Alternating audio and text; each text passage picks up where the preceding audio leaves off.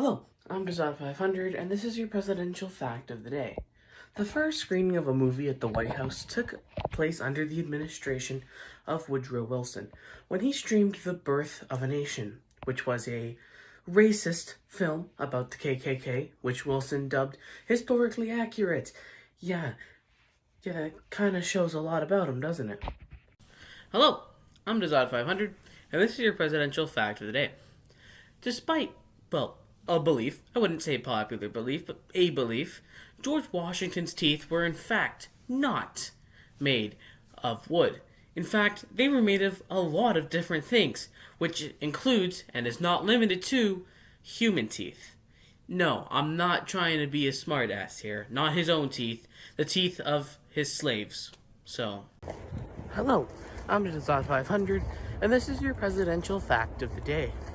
By the time he turned 40, nobody had heard of Harry S. Truman because he was just some random shoe person in a store in Missouri. However, he rose to prominence when he joined politics, as most people do, and he ended up being selected as FDR's vice president and then the president of the United States. However, there was no presidential pension back then, and he was really poor, so he actually got the first Medicare card. Hello, I'm Desire500, and this is your presidential fact of the day. Before the 20th century, only one president was left-handed. That would be James Garfield, who was actually ambidextrous and could write Latin and Greek at the same time in different hands. But since World War II, we had Harry Truman, so there's that. But every president from 1974 to 2009, with only 2 exceptions, were left-handed. Those exceptions being Jimmy Carter and George W. Bush. You heard it here. Gerald Ford, Ronald Reagan, George H.W. Bush, Bill Clinton, and Barack Obama are all left-handed. Hello, I'm Desire500, and this is your presidential fact of the day. 10th President John Tyler, being the only one to side with the Confederacy, decided to become a Confederate senator. This means that his death was the only presidential death, having died in 1862, to have not been recognized in Washington, D.C. Any northern newspapers that did decide to cover the death weren't very kind to him.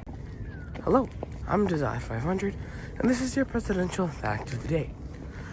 In the aftermath of the Civil War, eventual 18th President of the United States, Ulysses S. Grant, who had been a major general in the Civil War, who had a picture taken that reached the general public of him smoking a cigar. Now, Grant, who was more of a drinker than a smoker, received so much cigars in the aftermath of this picture from thankful thankful Americans. He felt bad if he didn't smoke them all. So Grant smoked them all and contracted lung cancer and died in 1885. Hello, I'm Desire500, and this is your presidential fact of the day. In October 1860, about a month before the 1860 election, Republican candidate Abraham Lincoln walked into a drugstore and bought some cocaine. And he used it too. He became the first president to use cocaine. And this wasn't because he thought the stuff was good. He was just really depressed and he needed some cocaine, as one does. Hello, I'm Desire500, and this is your presidential fact of the day. The 14th president of the United States, Franklin Pierce, is what we would call a doughface. A doughface is a northerner, so a president from the north, in this case Franklin Pierce, from the state of New Hampshire, who sympathized with the Southern cause. So he was very pro-slavery and supported the South. And he was actually outspoken against President Lincoln during the Civil War. Hello, I'm Desire500, and this is your presidential fact of the day. A couple of days before he died, President Warren Harding was in Alaska. By that point, it wasn't a state, it was just a territory. So I guess that could soften the blow a little bit when I tell you that Warren Harding repeatedly referred to the state as a Nebraska. Yeah, he was in the coldest state in the country and accidentally referred to a similar sounding state. So I don't know, Nebraskans. Hello, I'm Dazat500, and this is your presidential fact of the day. When Joe Biden became president on January 20th, 2021, he immediately became the oldest president to ever serve. Hello, I'm Dazat500, and this is your presidential fact of the day. The United States of America fails to have an official language, meaning that the government is legally allowed to provide services in multiple different languages. The American presidency also does not have an official language, and that's shown with the 8th president, Martin Van Buren, whose first language was not English, but rather Dutch.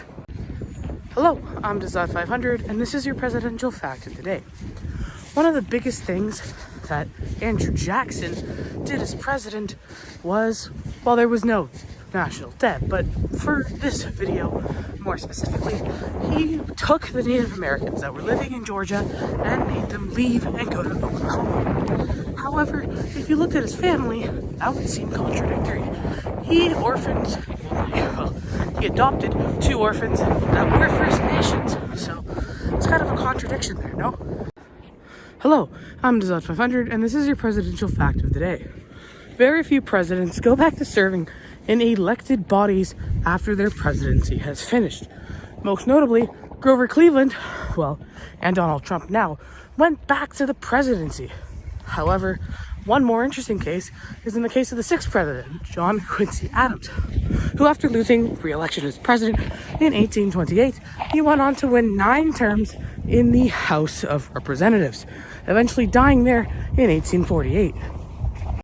Hello, I'm Dazat500, and this is your presidential fact of the day. By all accounts, 4th president and author of the Constitution, James Madison, was a small man. He was the shortest American president at 5'4", and for most of his life, weighed below 100 pounds. Hello, I'm Dazat500, and this is your presidential fact of the day. The 5th president of the United States, James Monroe, was elected for re-election in 1820. At that time, their main opposition party, the Federalist Party, had completely died out. So really nobody was contesting him for the nomination. However, when the electoral votes were cast, there was one senator from the state of New Hampshire who decided, you know what, I'm not going to vote for James Monroe, but rather his Secretary of State, John Quincy Adams. Now the actual reason for this was because he just personally didn't like Monroe. Although if you are less astute with history, you may recall it being because he believed that Washington should be the only president to be elected unanimously.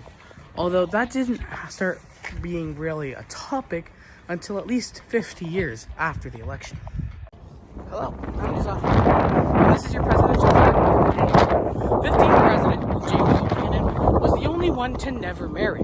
Although to say he was alone for his entire life would be factually incorrect. He was supposed to be married and actually got engaged for unknown reasons, broke off the relationship and then turned up dead in the following days. Hello, I'm Dazat500, and this is your presidential fact of the day. Abraham Lincoln was not just a great president, he was a great wrestler as well. He played over 300 games and only officially lost 1. And most everyone agrees there was some degree of cheating involved in that game. Hello, I'm Dazat500, and this is your presidential fact of the day. 14th president of the United States, Franklin Pierce, well, that's not his entire name. His full name is Franklin K. Pierce. However, the K wasn't his middle name. We just simply don't know it. It's probably Kendrick because his mother's maiden name was Kendrick, and he had a brother whose middle name was in fact Kendrick. So Franklin Pierce's middle name was probably Kendrick. However, we're just not 100% certain.